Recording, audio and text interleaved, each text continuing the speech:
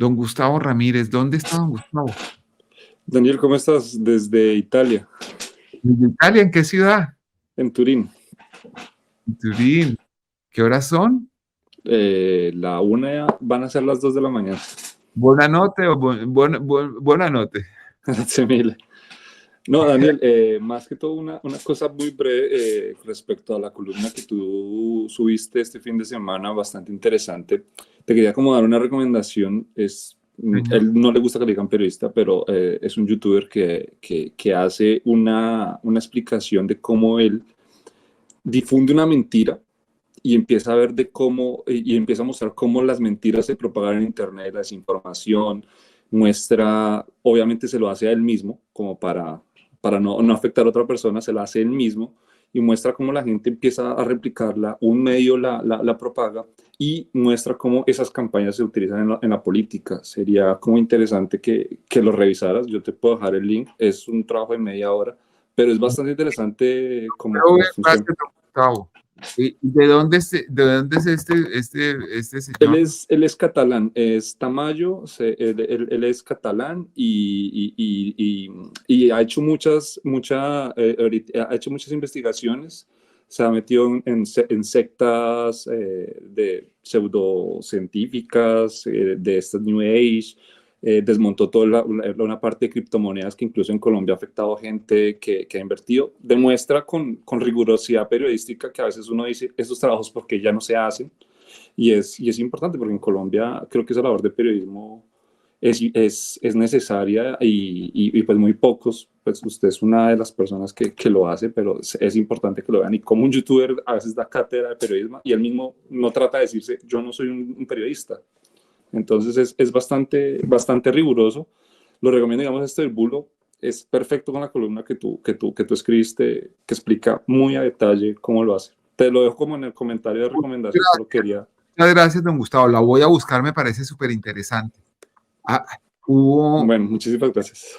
hay un autor que he citado 2 veces esta semana, que es un semiólogo argentino que desarrolló la mayor parte de su carrera en Francia, que se llama Eliseo Verón. Y escribió un libro muy interesante en otra época. Digamos, esto es de los años 80 y tiene que ver con la fuga en la central nuclear de Three Mile Island, en donde, digamos, se muestra cómo una agencia de prensa dijo una mentira y otra la retomó y le fue agregando y cómo va cambiando por acumulación. Pero era que en esa época los actores informativos eran muchos menos. Ahora mucha gente puede hacerlo o difundirlo y es algo realmente interesante. Ese trabajo de Eliseo Verón se llama Construir el acontecimiento. Se los recomiendo a todos. Muy bien, muy bueno. No, sí, es que el problema es eso, que la gente a veces no critica, no lo revisa y los medios difunden cosas. De hecho, el último publicó hoy otro nuevo de cómo las pseudoterapias, incluso prensa muestra, canales públicos en España han mostrado y han blanqueado cosas que no tienen nada que ver con lo científico y una cosa dicen en televisión y en la realidad son otras. Entonces son bastante buenos los trabajos que hacen. Ok, sí, señor. Don Gustavo, mil gracias. Le Con agradezco mucho mucho. gusto.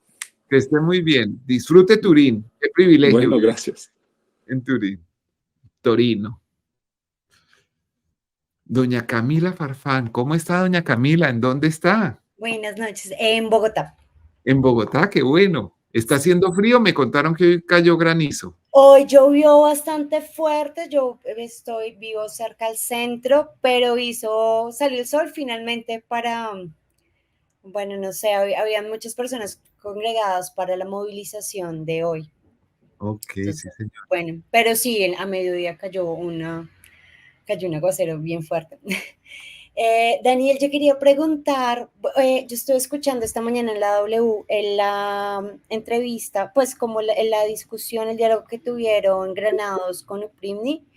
Sí, señora. A propósito de eso, mañana lo vamos a hacer en redes sociales porque falló el tema técnico de la llamada del doctor Granados. Por otro lado, como que no se prestó para la discusión como quisiéramos y es importante el tema. Entonces mañana lo vamos a intentar hacer a través del reporte.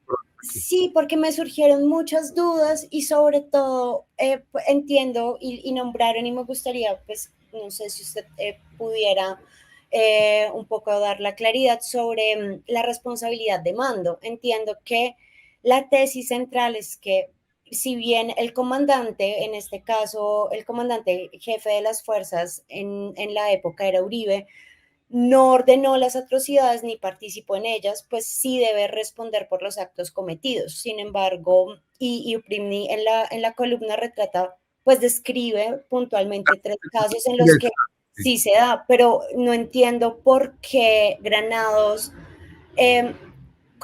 no sé cómo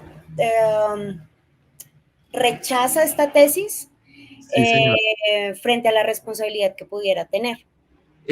A ver, el doctor Granados tiene un punto, y así lo reconoce el doctor Uprimni, al citar el caso de Jean-Pierre Bemba. Jean-Pierre Bemba es un ex vicepresidente del Congo y jefe también de una milicia, vamos a decirlo, de un grupo paramilitar en Congo. Y las actuaciones de esa milicia se dieron en la República Centroafricana. Entonces él fue condenado inicialmente a 18 años de cárcel en el año 2016, pero en el 2019 una sala de apelaciones de la misma Corte Penal Internacional que lo había condenado en primera instancia lo absolvió porque dice que no se adecuaba el comportamiento típico al establecido en el derecho internacional humanitario, porque no existía la forma de vincular cada caso o cada muerte a una cadena de mando. Es lo que yo entiendo. El tema tiene bastante complejidad. En opinión del doctor Granados, eso demostraría que no hubo una forma, no hay forma de establecer una responsabilidad de mando del señor expresidente Álvaro Uribe. En opinión del doctor Uprimni, no. Hay que decir una cosa, el caso Bemba, que como le digo fue resuelto en segunda instancia por una sala de apelaciones de la Corte Penal Internacional, tuvo una decisión dividida, 3-2. O sea, esto creado por el más alto tribunal de justicia internacional tampoco tuvo una opinión de consenso. Entonces, yo le invito a que mañana vea eso. Yo soy apenas un reportero, no tengo experiencia jurídica como para guiarla con propiedad en esto, pero mañana tendremos estos dos abogados muy importantes, los dos muy buenos en sus respectivas áreas.